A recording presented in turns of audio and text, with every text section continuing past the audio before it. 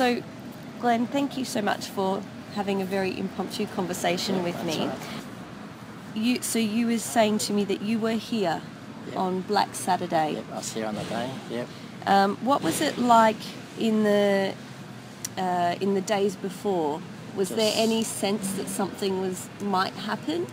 Or was there? We always knew that we'd had like meetings with the CFA, the Country Fire Association, like over the previous few summers, and they said what to do on there's a case of a fire to evacuate and how to prepare your house to stay safer. But we never really expected it to be that bad. But yeah, for a few days before the fires, the weather was just incredible. It was 45 degrees, and after 10 years of drought, and I don't think there's anyone really expected it to be as bad as it was.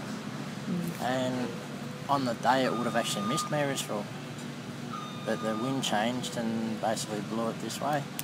And it was probably half an hour, and the town was gone. So at what point did you realise that it was happening to you? A friend that works up the fire tower phoned me and just said, get out of town, there's a fire.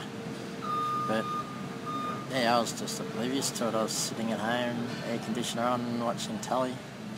When you started your process of evacuation, what was the first step for you? I literally got in the car.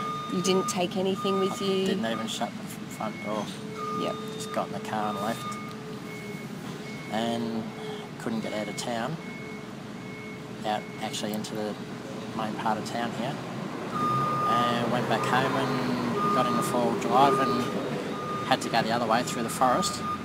And was that did that feel risky, having to go through? Yeah. At the time I didn't really think about it. I thought, oh well, it's going to be a quick drive through the forest today.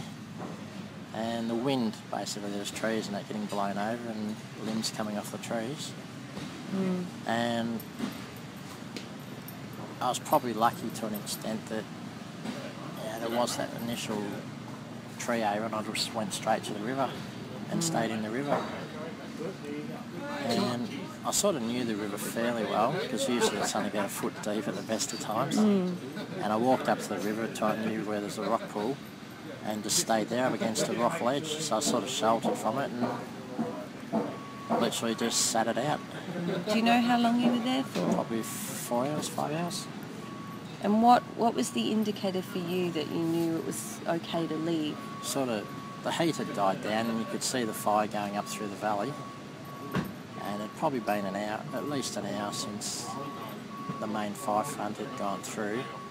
And it was just the trees and all the scrub and that was burnt, and that is dying down. And pretty much then I just walked out across the paddocks and through initially the bush,